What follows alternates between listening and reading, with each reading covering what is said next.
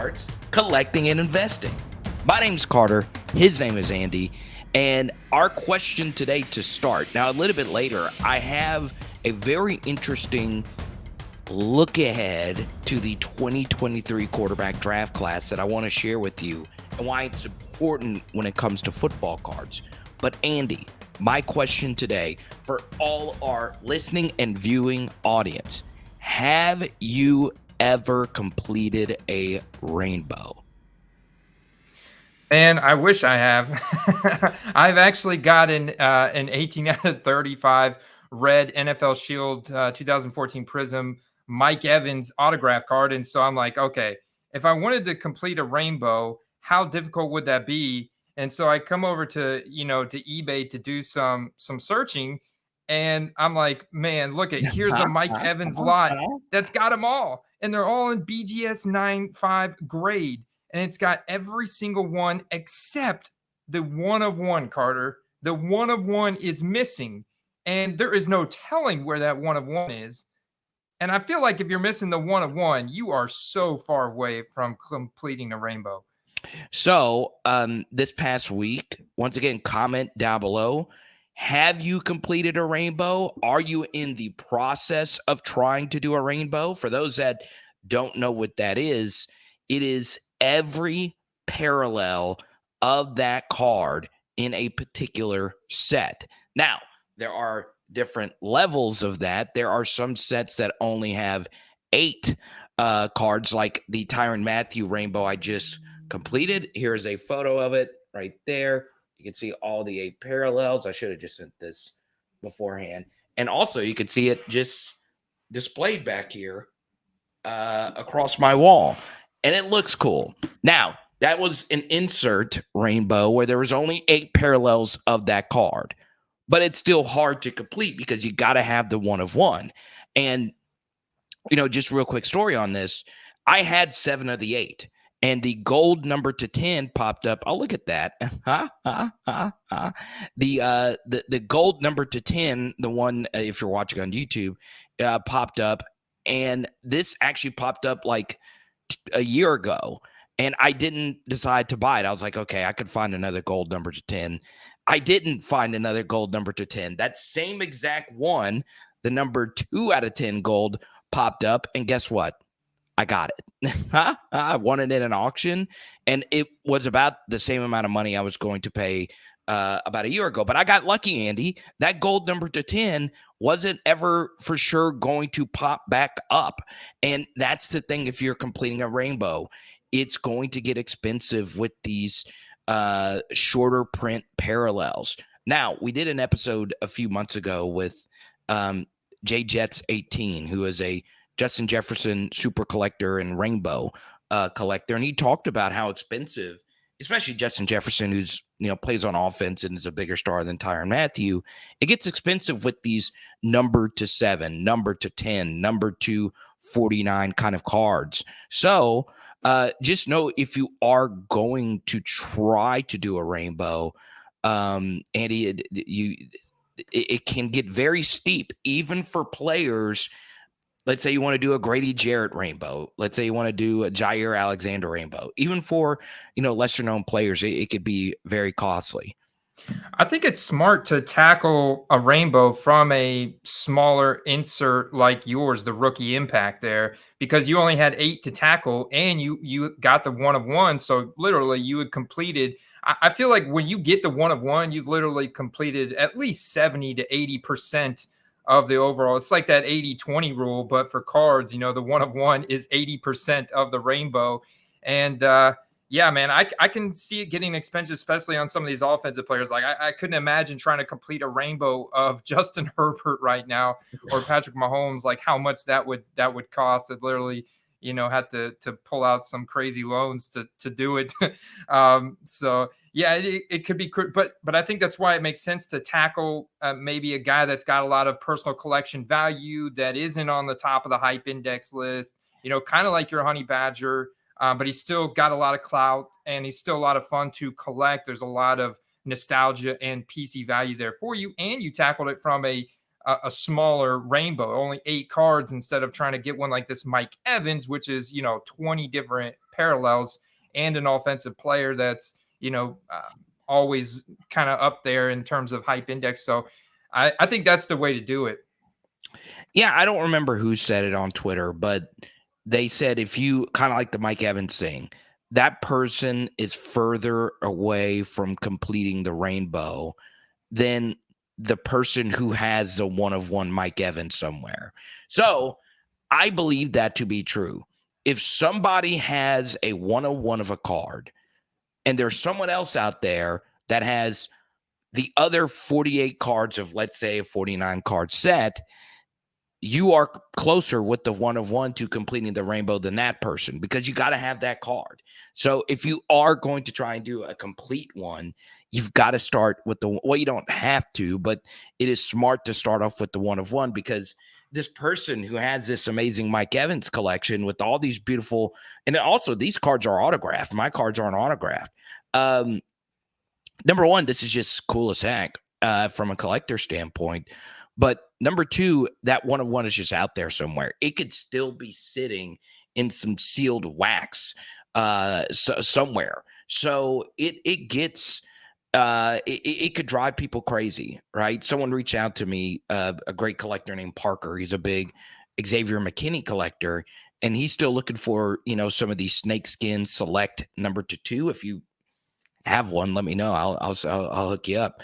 But yeah, it's crazy, Andy, but there's nothing better than seeing a completed rainbow. Even if it's not yours, Andy, it is a thing of beauty. Yeah, I wonder if this guy gave up, because clearly he was trying to complete a rainbow and he had them all graded from BGS. Most of them are 9.5 grades, even has 110 pristine here, but he doesn't have the one of one. So I wonder if he literally gave up. Like, he got so frustrated trying to get the one of one that he gave up, and now the entire thing's for sale for 25,000 and no best offer, like 25,000 flat. That's the price if I wanted to try and get there. But I wouldn't have the one of one, man. That would be so frustrating. And that's the funny thing about it. Like, let's say you were the owner of the one of one of that card, right? And that person out there existed, and they had all the other parallels. You have all the leverage. You have all the leverage in the world. And that's why black finite one of one cards of decent players are so valuable, right? There's always going to be somebody out there that wants it. Always, right? I'm still shocked. Now that black finite one of one cards have gained popularity, and we've talked about it on this channel, Andy, I am a little shocked at how cheap I was able to get the Tyrann Mathieu rookie one of one of this set. I actually got it for less than the gold number to 10, if that, believe it or not, by a comfortable margin. Now, I know Tyrann Mathieu isn't a big player, but it's gone up. I'll just put it that way. That's the thing. Those black finite one of ones, Andy, because the thing is, you might have it of someone that doesn't have like a big fan base or really that big of a following, but there's going to be somebody out there, somebody that eventually wants that card. I truly believe that just to be true, whether it be a collector or that player. The person might not even like the player. They're just like, hey, we got all these other parallels, might as well try and complete it. There's with that black finite one of one, Eddie, I always go back. There's always something special about that card. Yeah. Yeah. I mean, even a Jacob Eason black finite one of one selling for $200, which you could maybe argue that that's even somewhat of a deal. Yeah, no, that's a deal. I agree with that for sure. Mark Andrews veteran card, 2021 Prism, $400 black finite, or Saquon veteran card as well, 2021 Prism Fireworks black finite, PSA 9, 510. There's the Drew Brees 2021 Prism, $4,100, and this is authenticity guarantee in an auction. Crazy. And the centering's off. That's the worst when you see conditioning of a one of one not not perfect because there is no other card to try and get a better grade on it. So it's like if the centering's off, you just got to eat it. You just like that's what it is. The thing about the Drew Brees, it goes back for those that didn't listen. You need to go back and be a part of the debate of which parallels have the best color match. Saints cards always pop because they color match not only black finite cards but gold numbered cards as well because their colors are black and gold. So that's what makes Drew Brees cards so sick. But then again, I'm a Drew Brees collector, so I'm a little bit biased. But once again, let us know your rainbow stories. I do know the interesting, Andy. I see exactly what you're pointing out here. The reviews aren't the absolute most stellar, but still, Drew Brees, obviously a great, collection person, a PC or whatever. It's expensive. The Justin Herbert 1/1 rookie card from 2020 got pulled. I think, what was it, a month ago? And I couldn't imagine pulling that card. I just could not imagine pulling it. And if anybody got that card at like 100K or 200K or whatever, that's a steal, especially if you think Justin Herbert is going to be who you think he is going to be. So, There were a few big time hobbyists that came together and almost created like a hedge fund. I think that card ended up selling for like 2 million. Oh, if I really? remember correctly. Yeah. I did not see that. Wow. Yeah, if you go on Instagram, there was a few guys, man. It's the names of their accounts. They're big time like high end collectors that flex some really crazy cards on their accounts, and they pooled their funds together, and they each had it posted on their Instagram page. Like I guess they're kind of in it as a business venture, and they each own a portion of it. That's nuts. I got to know more about this now because I wonder what the buy-in for the break was. I've got to know more. So while Andy looks this up, I want to share a few things so far about the NFL season. Once again, let us know about the rainbow. And as you can see, we're very conversational. Now, really quickly, I'm getting very involved in our Discord. Patreon.com/football cards is where you get to talk to me or Andy about football cards whenever you want. And it's not just us, it's everybody else in there. Jonathan Taylor cards, Ross cards, a lot of very helpful people. If you're new into the hobby, it's a great way, to pay for, something that is very affordable. It's $6 a month. And guess what? You get all this great advice, one-on-one stuff. And I'm not going to lie, being a part of the Discord saved me over $1,000 on a card that I should not have bought because I got some good advice. That's basically what the point of it is. And you'll see now Discords just in general are getting bigger in the hobby. So it's smart to join it. We want you to be a part of it. Now, for me, Andy, I look at this football season, and obviously Josh Allen is probably going to win the MVP. He's playing at such an extremely high level. But to me, the story has been Jalen Hurts. And the reason why I say that is the 2020 quarterback draft class. It's just legendary now, especially if Jalen Hurts makes a true run to the Super Bowl. And obviously, I hope the best for Tua's health. That you have that as well. And, for me, that's just a big story. That draft class looks golden. So if you're a sealed wax holder of that stuff, you're a happy person when you see Tua and Jalen Hurts ball out the way that they ball out. So for me, as far as a hobby perspective is concerned, Jalen Hurts is that dude, Andy. Oh, he really is, man. He has finally broke Cam Newton's record for the most rushing touchdowns in his first 25 career starts. And so he also has taken a big leap in his passing accuracy in both deep and intermediate sectors of the field. Devonta Smith and Dallas Goedert and A.J. Brown, big components of that. So you got great weapons. They're now 5-0. Looking at the upcoming schedule, we could literally be, besides the Cowboys, so this is going to be the big test for them this upcoming Sunday night against the Cowboys. This is a massive game, probably one of the biggest games to this point in the season because of the NFC East implications. And you still have the Giants that are there hanging around at 4-1. But Jalen Hurts right now, if I look at the compare chart between the top QBs from 2020, and you look at the chart between them, Jalen Hurts line here is the purple line, and he's actually right around this 125. That's actually not the most recent trend. The trend overall is 150. What's interesting is the growth has slowed down on this card, Carter, for his Prism PSA 10. I'm still seeing transactions on his rookie ticket auto close to 1,000, like around 750 to 1,000, which is still a lot lower than Joe Burrow and Justin Herbert. So you can see there's still a lot of room between these guys right here with Joe Burrow with a Prism PSA 10 of 175, Herbert at 200, and Hurts apparently one went for 150.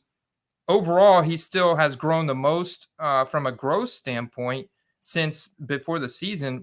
But what I'm seeing is more cards entering the market, as a response to his success. And you have this kind of interesting time period that we're in right now in the season where you see these transactions on bigger cards, more focused transactions, but we still see these little dips throughout the week in auction. Like, for example, this was an auction that ended at 12:41 a.m. this morning. Like most people were sleeping, almost 1 a.m. Eastern, and still 29 bids, but ended at 113.50. Someone got them a great deal from where you could see that card being sold for in a buy it now, 160, 150, on the weekend, 155. So, it's just understanding those little ebbs and flows on a weekly basis. But right now, Jalen Hurts is kind of commanding the market. 262 buy it now graded football cards sold in the last week, which is higher than Burrow, higher than Herbert, higher than Tua. So just it's big time for Jalen Hurts right now. I remember last year when this PSA 10 was ending for $50 consistently for $50. I remember texting you about it. And I was like, why am I not buying this card at 50? It's crazy how good this guy is. And you look at the other quarterbacks in the class, the one with the most stability is without a doubt Jalen Hurts. This is an Eagles team with a great offensive line, great coach, great GM, tons of draft capital that they have. Now that they're going to be able to build around Jalen Hurts, can you imagine next year when they draft Kayshon Boutte or Jackson Smith and Jigba to go alongside A.J. Brown? They're going to be so freakishly hyped. It is going to be freaking insane. So I just think with Hurts still on this rookie deal here, man, they got a great Super Bowl window, not only this year and next year. And once again, the Super Bowl is a crapshoot. That we're not saying that the Eagles are definitely going. But the point is, they have a really high likelihood with what they have right now to at least make the playoffs not only this year and the next year and make a run. This is a really good football team. And Jalen Hurts is a really well put together, durable, dual threat quarterback who is just getting better and better every time I watch him play. Something else about Jalen Hurts, it ties in, obviously, Andy, with fantasy football. He's been the best fantasy football quarterback this year by a mile, if you factor in draft capital and where you were getting him. Now, obviously, there have been better, Josh Allen, Lamar, but still, where you could draft him 5th, 6th round, which is what I did consistently. He is my quarterback in every paid fantasy football league. But that wasn't me. That was all the fantasy experts saying that. That was Establish a Run. That was JJ Zacharyson. That was all these smart people that look at this stuff every day. Jalen Hurts, look, if he's going to win a lot of people fantasy leagues this year, don't you think some people are going to be like, I want to get some with this fantasy money. I want to get some money on some Jalen Hurts cards, Andy. Yeah, when we get to the playoff time period, it's going to be lit because, he's already solidified the fact that he's an MVP candidate, Right. So you've got, obviously, Josh Allen, you've got Lamar, you've got Jalen Hurts as kind of the 3 front runners right now for MVP. And, when we get down to the end of the regular season into the playoffs, man, Dude, it's gonna be. I can envision his card, especially when we narrow that field down to the playoff field only, and you cut out all the rest of the teams. Man, it's his at that point. I expect his card values to rise pretty dramatically, because they do have such, like you said, man. So and their defense too, just so good at all levels. If they avoid injuries on their defense, I expect them to make quite the run here at the end of the season. I also love Patrick Mahomes as some. I mean, look, I saw his PSA 8 Prism rookies down to like 470, 480 or something like that for that famed 2022 Patrick Mahomes Prism card, one of the iconic Prism, obviously all of them being silvers. I just find that to be so freaking fascinating as Mahomes continues to ball the freak out. So, Andy, as far as this point, normally after the first month of the year, there can be a dip with football cards in general. And that could happen over these next couple of weeks. It's hard to predict anything, but I do think the new season hype cycle has worn off. And maybe, I know we've been, you and I have been in telling people to sell off hype. Over this next month, though, you might start seeing some deals pop up. Oh, absolutely, man. And it goes back to how much success and how many Super Bowl appearances were baked into the card values of these guys coming into the season. So anything under being undefeated and being a QB1 in the league for Patrick Mahomes was going to cause his values to go down just naturally, just because they were that much more expensive than any other player, any other quarterback. And we're finally, that's exactly what we're seeing, down 6% on his Prism PSA 10 trend. You can see these small decreases, not much, but down 6 to 10%. And so that's kind of what we're seeing in terms of the market overall. I've even seen, so the one situation where you're seeing massive growth, like we talked about, Jalen Hurts, and I see it so tightly correlated with performance. Like I see these little demand spikes on Sunday, and people will go and they'll overpay for these. Like I saw some crazy Bailey Zappi purchases on Sunday. I saw crazy Kenny Pickett purchases Sunday leading up into that game. I saw Skylar Thompson purchases after Sunday. I saw like big Damian Pierce purchases. So Brees Hall was another guy who popped off, and his XRC went all the way up from buy it now that I saw as high as $120 from previous. They were at 60. So, but then they cool off. So then they cool off like during the week as it kind of people settle down, calm their nerves a little bit. And then when the next upcoming week comes and people are making their predictions and who the chalk play is and who's going to blow up that weekend, you can see this kind of appreciation in their values, people starting to reach more and more. And then on Sunday, it kind of, it'll recalibrate itself based on the performance. The guys that are actually do go on and break out and have these monster performances, you'll see a portion of the field or the eBay, football card field go and make these purchases at much higher price points than they would during the week. And that's kind of what we're seeing right now on a weekly basis. And I did a compare because there's a new all-time high between Josh Allen's Optic PSA 10 and Patrick Mahomes. Patrick Mahomes is the green line here. Josh Allen's the blue line. And you see there was a transaction here of Josh Allen's Optic PSA 10 of $1,300 compared to the current trend of Mahomes around $1,000 to $1,200. And even before, you see where they touched right here around 800. And then I actually found one Josh Allen PSA 10 transaction that it looks legit. It's $2,000. Wow. So I'm starting to see this. And, part of it is the fact that Josh Allen's 2018 Optic PSA 10 has only a population of right at 1,500, where Patrick Mahomes' population is 3,600. So there's a difference there in population, which could, lead to a supply difference on eBay. And Patrick Mahomes Prism is just so like it's the gold standard. It's like the clear gold standard for Patrick Mahomes in 2017, whereas Josh Allen has a little bit more options in his Prism. Base Prism is nice, but it doesn't have that silver finish. And then his Silver Prism from 2018 is just super rare and very expensive. So I see a lot of people gravitating towards the base Donruss rated rookie and the base optic rated rookie for Josh Allen in 2018. Yeah, and one thing I would do, and this is what I did last year with Burrow and Herbert, is once again pop counts are going to differ for different players in different years, but I do look at Josh Allen prices and compare him to Lamar Jackson from time to time.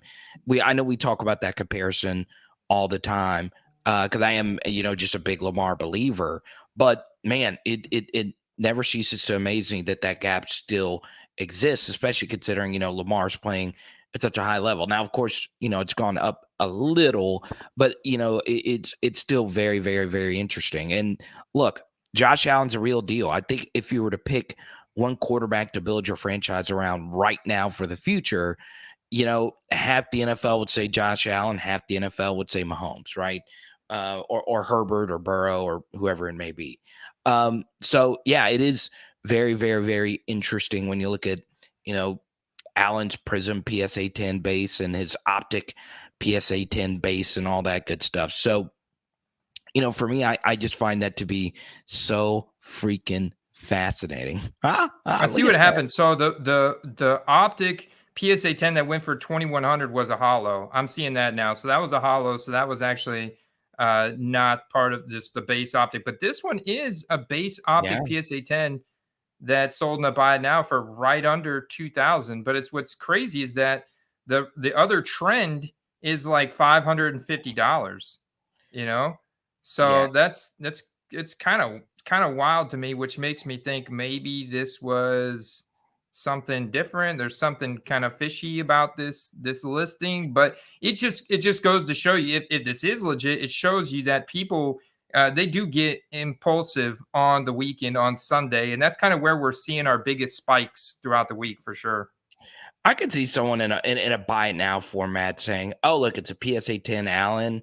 They might think it's a silver, and they're like, "Okay, let me click buy it now because I want it." I could see that with this card. It is very interesting. Like, I would rather put that 2000 towards something a little bit more rare of Allen and just spend 3 or 4 on just a better card of him. But once again, none of this is financial advice, right? All Josh Allen stuff is very, very, very expensive, and you do have to factor in, is the Super Bowl stuff already baked in? Is the MVPs already baked in? I find all of that stuff to be unbelievably fascinating. Now, one thing I want to talk about as far as like football cards before we get into like plays of the week. There was this big industry summit. There's always some kind of controversy going on in the card world, Andy. With all of that, like just kind of floating around there, we're not people that are like, hey, we're card pessimists. Like I just refuse to be that way because it's something that I enjoy. So yeah, I'm curious your reaction to, because all you got to do is go on YouTube and you'll see the world is falling in the world of cards. I don't know how many more thumbnails I'm going to see of that kind of stuff. Huh? I know it's very kind of clickbaity, right? Because it's a trendy topic, popular topic, and it's one of those things. It's like how long, I'm sure there's a lot of people that are thinking that this was kind of like a fairy tale type story, childhood hobby that's blew up because of COVID. Now that COVID's subsided, is it all going to go back to normal? And there's more parallels now, and obviously Panini has ramped up production. So is this another junk wax era or junk slab era because of PSA submission rates are now down to around $20? And I think a lot of this is just noise, and a lot of it is market correction. Like I look at a Mahomes Prism PSA 10, like how much could we possibly expect that to go up to? Like when I was a kid, I mean, there like cards, like there were no cards that were like $5,000 for a quarterback in the NFL. So I look at that today and I'm like, even in a PSA 10, it's still a base card of Patrick Mahomes. Like, I just think that cards got overinflated, and there's got to be a natural correction to where it gets to like a baseline, and I think it's still getting there. It's kind of still shaken out. Even on some of the Brady stuff, like I look at his base Bowman Chrome, that makes more sense to me, and that card is still like $3,000. But that makes more sense to me than the Prism Patrick Mahomes at like $4,000. So Yeah, if you're new, in that 2020 Super Bowl, that Prism PSA 10 Mahomes was in the 12, 13, $14,000 range, which is still crazy. Considering it's all the way down to 3,000. But I bring that up because every card account is, well, this Michael Jordan PSA 10 card used to be 700K and now it's 100K. What is this, the end of everything? Well, as we discussed on this channel, we're not super high end people. We're not rolling in the dough like some of these these really fancy and really good card vlogs or whatever. We just like to have fun with it. Now, would we rather things be healthier and people be more optimistic about it? Yeah, and we're not just saying, hey, perk up, buttercup, but it's also understand that the doom and gloom stuff does generate clicks. Also, people that are smarter than me will tell you this: a lot of assets are down. It's just the reality of the situation. So if you are in this just for purely financial stuff, then right now you probably are disappointed about some stuff. But if you're truly in this to enjoy it, have a hobby, share something with your dad or your kids or just yourself and your friends, like I do with you, Andy, then none of this stuff doesn't affect you as much. Like when I completed this rainbow, I wasn't like, oh, this one day could be worth like 10, 20. No, I completed it because Tyrann Mathieu makes me happy. Like, he's one of my favorite LSU football players ever. Mike Evans makes you happy. He's one of the best, modern wide receivers for your favorite team. So, don't let that stuff get to you. Right now, yeah. we're not saying don't be aware of it. You should be, cognizant of how, things are, but don't let how other people view things be your view as well.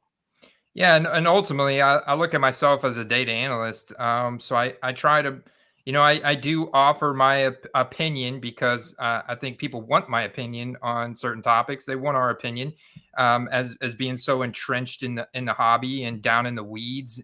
But ultimately, I'm like, dude, I let the eBay sold data speak for itself, Yeah. and that's why I track and I save screenshots, and I'm able to show before and after price differences, and I'm able to share my own sold data before and after sold differences to kind of pinpoint where my sweet spot is. Like you mentioned, Carter, we're not buying these super high end thousands of dollar card. Like the most expensive card I've ever bought was like $350, and I just like there's a reason for that. I don't want to over leverage myself, right? I'm not in any $1,000, $2,000 fantasy football leagues either. I'm not playing super high stakes fantasy. I'm not doing super high stakes football cards, but I am still profitable in my little bubble or little niche here because I've analyzed the sold data before and after on a weekly basis, and I understand what is moving and kind of how it's moving on a weekly basis.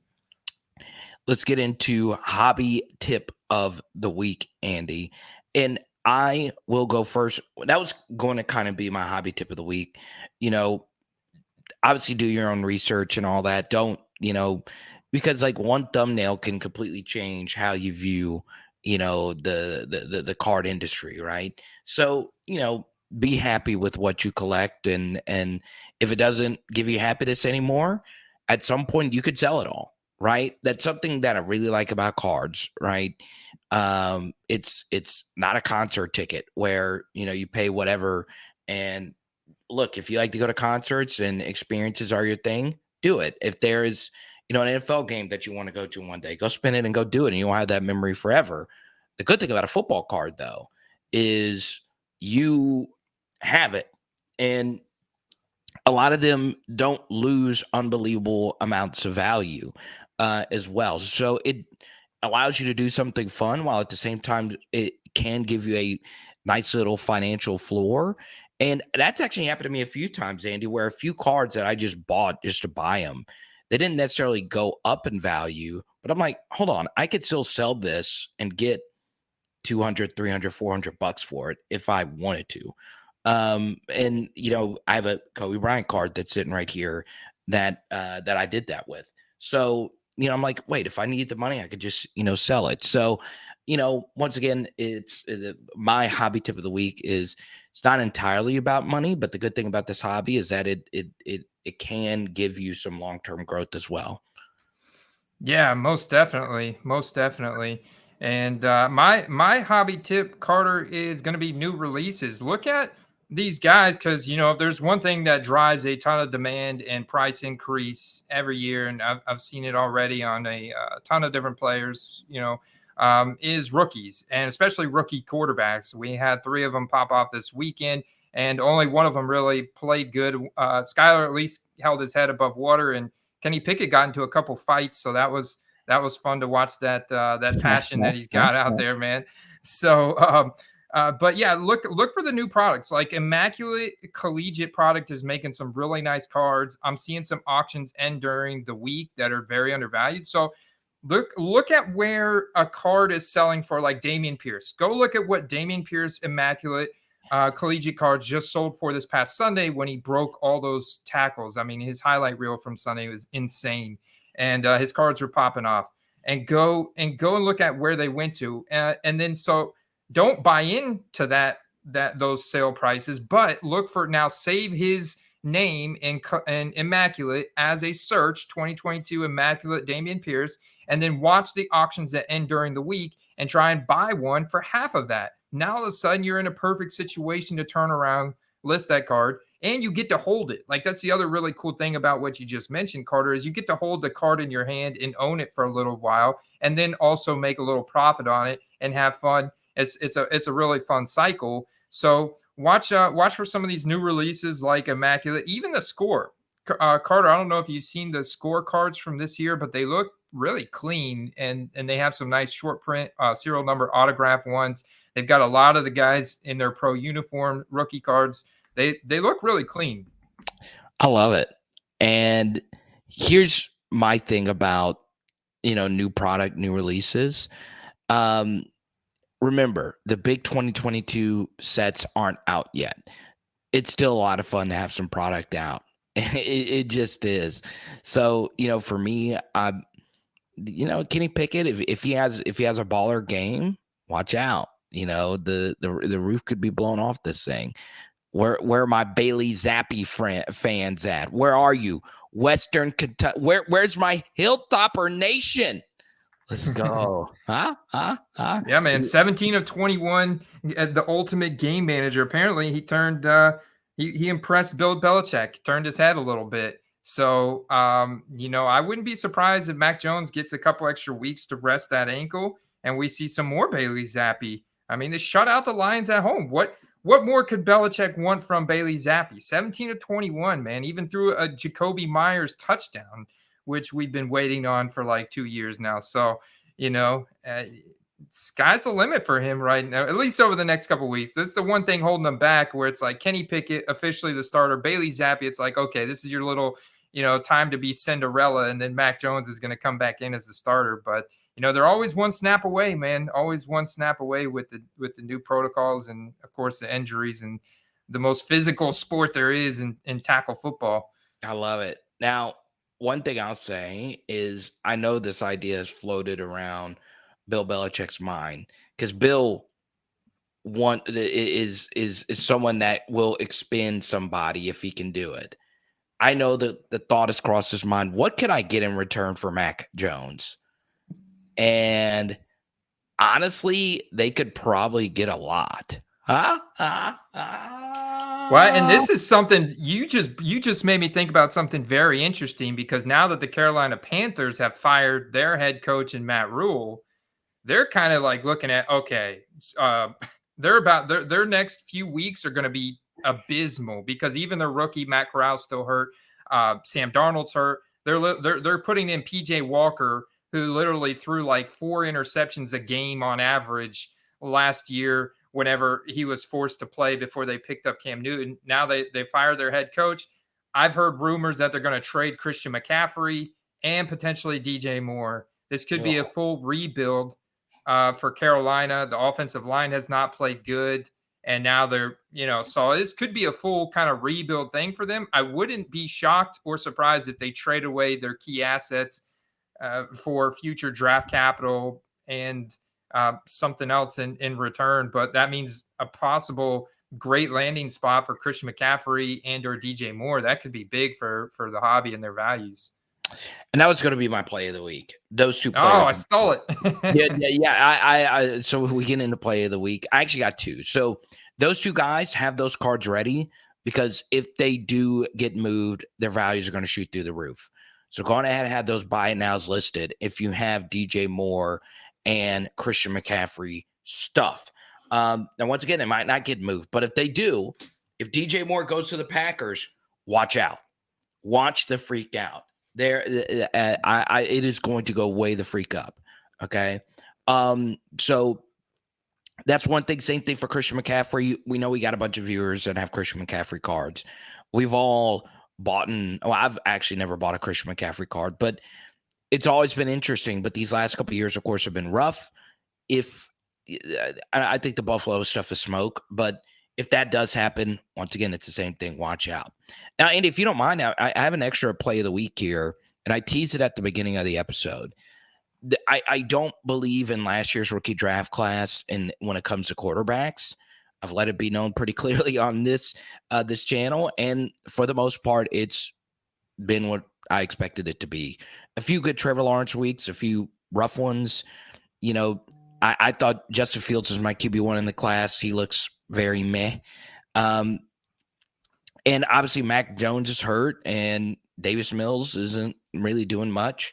So look, 2021 doesn't look that great. 2020 doesn't look that great. But, I then go to 2022 and I'm like, okay, do I believe in Kenny Pickett? Do I believe in Malik Willis? Not too much. So I'm super high in 2020.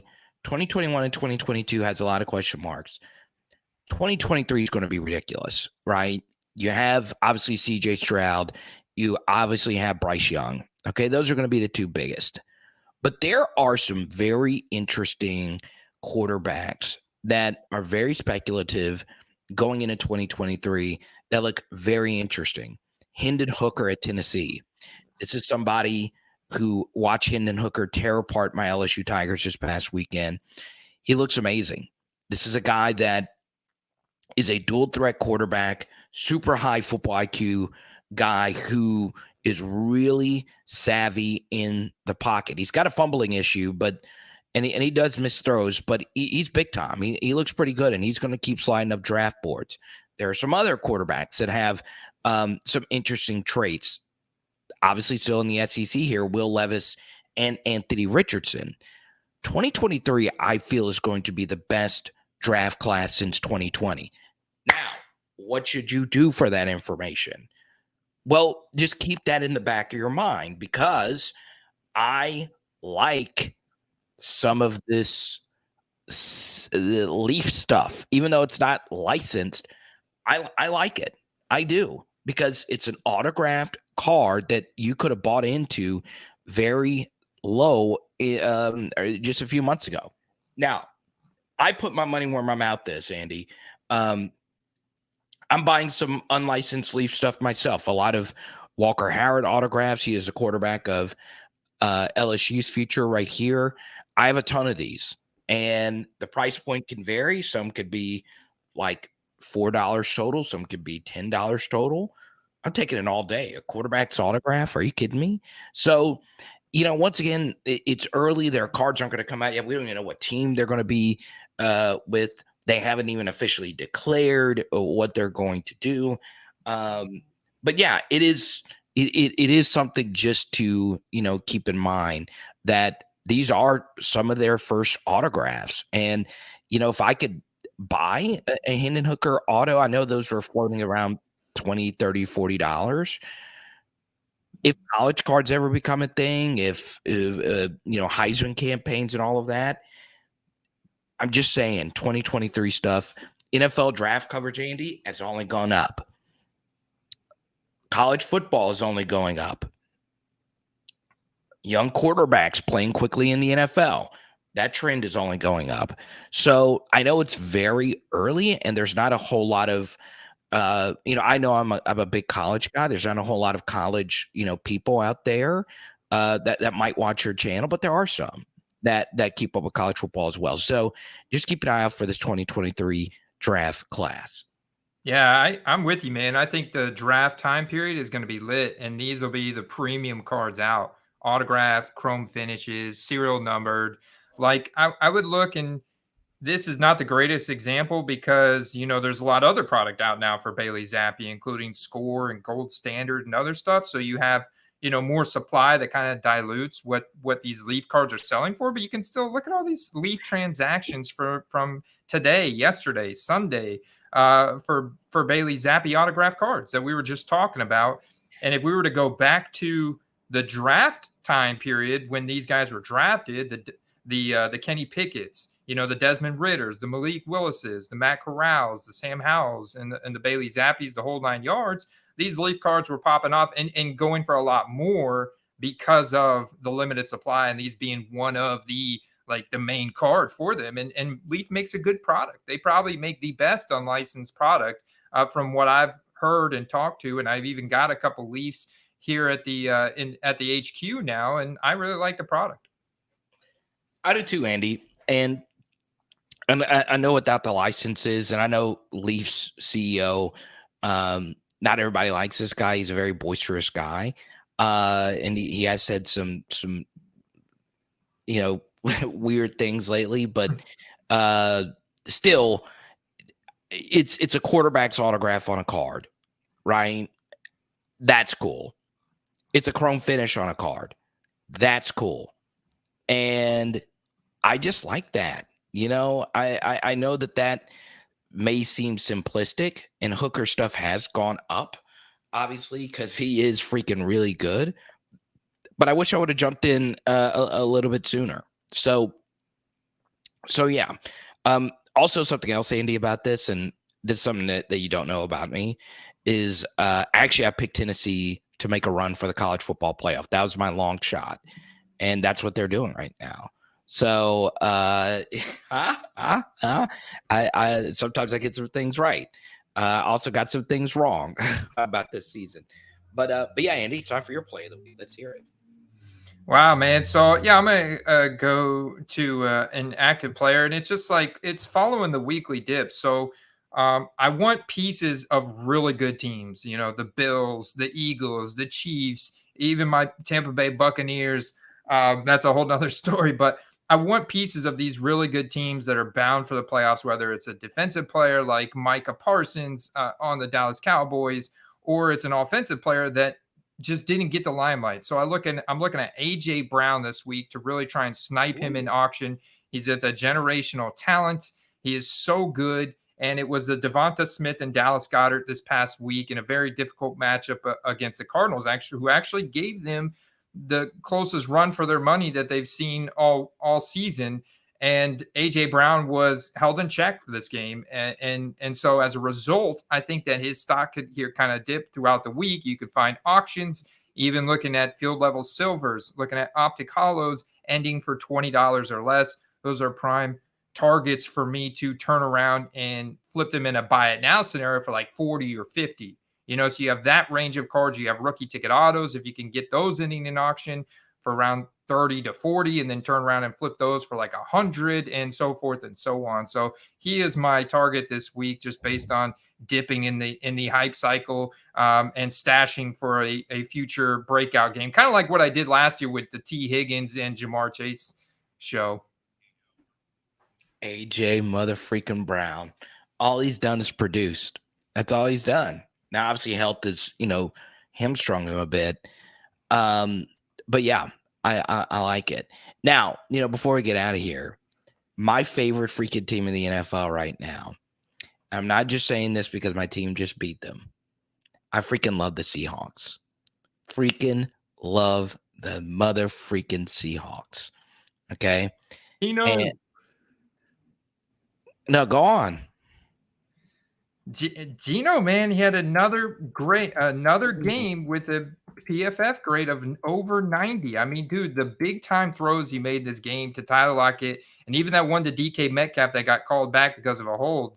This guy is playing so good right now as a quarterback. It's insane. There was a throw he made to Noah Fant running to his left on his off foot, throwing across his body. That was it was Mahomesian. If it was Patrick Mahomes who made that throw, we would be going crazy. If it was Josh Allen who made the throw, he's crazy. Geno is absolutely balling out of control. It's to the point now where it's not like a Mike White thing. It's not like a, hey, this is a one-off. He's really throwing the football at an extremely high rate. And it makes you think, God, this makes sense, right? Like, you have DK Metcalf and Tyler Lockett, who's been the best receiver tandem of the past, 5 years, maybe? Since they've been the best 1-2 in the NFL. Now, obviously, Higgins and Chase is definitely that now, but, you give me DK Metcalf and Tyler Lockett, you should be able to succeed, but Geno's just doing it on his own. It's spicy. It's very, very spicy. I maybe the Seahawks build around him. I don't know. If he continues to play like this, it's unfreaking believable. But and he's making Russell Wilson look like a joke right now. I'll tell you that Russell Wilson is not even he's like barely a QB2. So Russell Wilson, right now, he's like the QB 24 in fantasy, and Geno is firmly in the top 10. And he's leading the NFL on deep ball completion, pressure completion. I mean, this guy is just playing lights out right now. And I'm continuing to see his stock go up. I mean, I'm seeing more and more sold transactions at these fairly low dollar values for the scarcity of card, the quality of card. And it's only a matter of time before they start selling for 70 and 80. And they just go up and up because the supply is just gone. And there's still an elevated demand for Geno Smith, because if he continues to play at this level, I mean, the demand's going to continue to be there and the supply is disappearing. And there's no telling how many of these cards are just being stashed in people's collections, at this point, Seahawks fans. Yeah, I guess for me, that's obviously a very interesting story. I look, so Jay Hill, as you know, he knows Geno. And he always said, "Hey, Carter, Geno can play. Don't believe if Geno gets the right situation, he can play." And I was like, "Oh, okay, that's just him talking about his friend." But Geno can really freaking play at an extremely high level. There was something else I wanted to bring up at the end, but I totally forgot because I am an idiot. But once again, fantasy football cards, patreon.com/football cards where you can find us. And until next week, happy collecting and peace, baby. Yeah. Good luck with more one-on-ones, guys. Let's go. Let us know. Peace.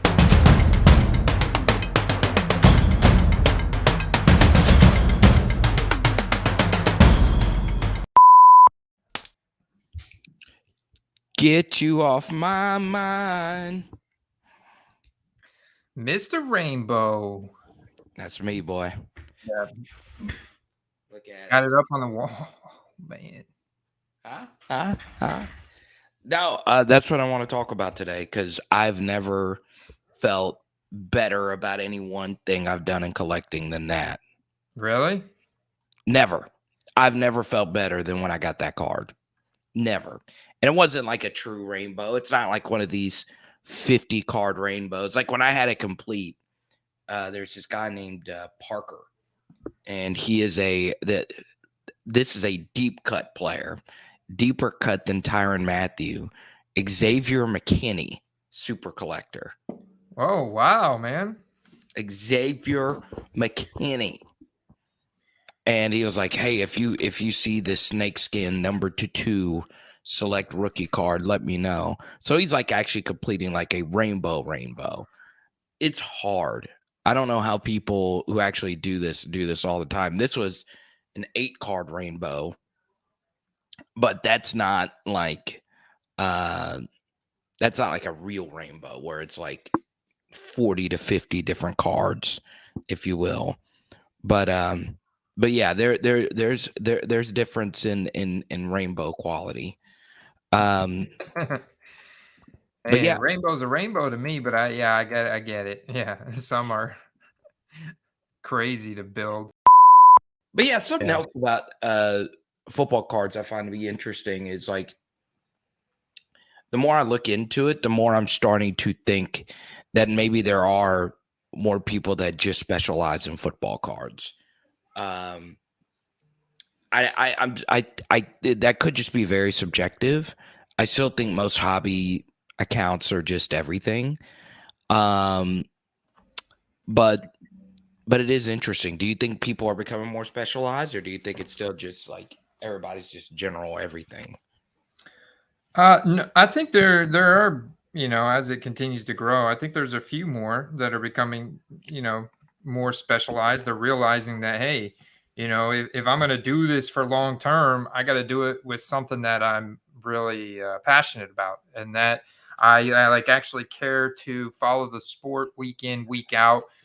Continue to learn more about the organization, the sporting organizations.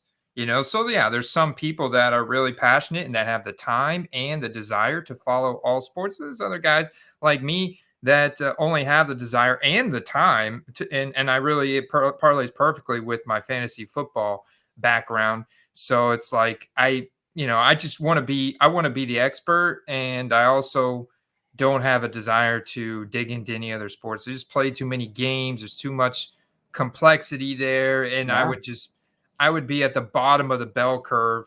And I want to be good at something. I want to be great at something. And I totally agree. And one thing is like I was actually going to bring that up. Huh? I'm going to Huh? bring it up Huh? because it's got everything but the 101. And I think that's like critical to your rainbow conversation. Like Yeah, because you got the 101, you were like, okay, I can do this. But if you don't have the 101, you're so far away. It's yeah, just you're further away. But yeah, I want to talk about that. I want to talk about obviously as far as like this year's release, are all the sets out? Like all the big sets for 2021 players out? yes. They're all out. Yes, all So out. now we start to anticipate some for 2022. Um and I kind of want to discuss um 2023 some, just a little bit, right?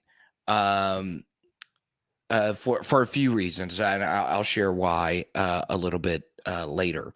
But yeah, man, I'm really fired up. I've never been more excited about football cards than right now, because now I feel like I can sell some of these other Matthews. I feel like I've completed a Matthew uh, decent collection where I don't need to have everything. I want to diversify because like it's hard to see, but like right here, there's like a stack of like PSA 10 Matthews that, just kind of sit there. And now I have something that, kind of displays nicely. And, I want to move on to maybe more of a Drew Brees collection. Maybe, Joe Burrow, if there are some struggles later this year, I could buy a bunch like I did, last November and December when there was a dip. But I think yeah, there's already struggles, man. Joe Burrow was checked down city this past week. Like I'm like, what did something happen to T Higgins? Like he didn't even get targeted. And then I look at the I was watching the game, most of it anyways, fell asleep early, but Jamar Chase and Burrow, man, they're not completely synced up there. There's definitely some struggles. That offensive line is hurting them. So well, Zach Taylor, yeah. I uh I think everybody's offensive line isn't great. Like there's like a few great offensive lines. The Eagles, um, And Kelsey obvi- just got hurt. I don't know how much time he's gonna miss. so that's where you got to have a great play caller, Mhm. or you're just done. And I think what's funny is like the Bengals have a lot of good film analysts. As someone who does film analysis on analysis on my channel full time, that's one of my more popular things that I do. Their film analysts are great. And every week it's the same thing about Zach Taylor. They're predictable. They just run plays. They don't have an identity. The plays don't complement each other. And the funny thing about it is, like, Andy, when I watch him, I'm like, yeah, Joe Mixon isn't doing well, but he's breaking tackles. Like, he doesn't look like he's lost a lot of juice. I just think One thing while you're on Joe Mixon, I hate to interrupt you, but I don't know if you saw this. And I heard this on a podcast yesterday. There's something Joe Mixon's doing, and they post a little video on it. You saw that about how he's standing up. So when Joe Burrow calls an audible from a pass to a run play, Joe Mixon is standing up to get ready for the run, and that may be signaling the defense to load the box to stop the run or to drop back, be ready to cover Chase and Higgins and stuff. And like Mixon, man, you got to stop doing that, bro. Like. Apparently he was doing it every single time on Sunday night. You want to know something funny? So, did you play high school football? I never asked you this. I played in 9th grade, and I got a concussion pretty bad, and I went back to baseball after that. And I played baseball for another year, and then I kind of fell out of sports altogether. Well, do you want to know it? So when I played, that's how I'd have to play. I'd have to pick up like little keys from the offensive line. And the way you used to be able to tell is if it was a run or a pass was you could look at an offensive lineman's knuckles. If there was a lot of pressure on their hand, it's going to be a run.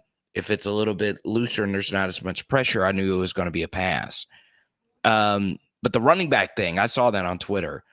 It is such a clear tell. And that's a sign of bad coaching, right? The most important thing for your offense is always going to be your players. And the Bengals have great players. But those players become average if you know what they're doing. And, I'm going through this right now with LSU's offense. They're very predictable. And they played a very unpredictable offense. And I want to talk about that offense a little bit later. But yeah, man, we could talk about our normal like 2020 week 4 or week 5 stuff as we move forward. And I have a few things about the 2023 quarterback draft class that I think you'd find very interesting. Cool. So yeah, man, I'm ready whenever you are. All right, brother, man, let's do it.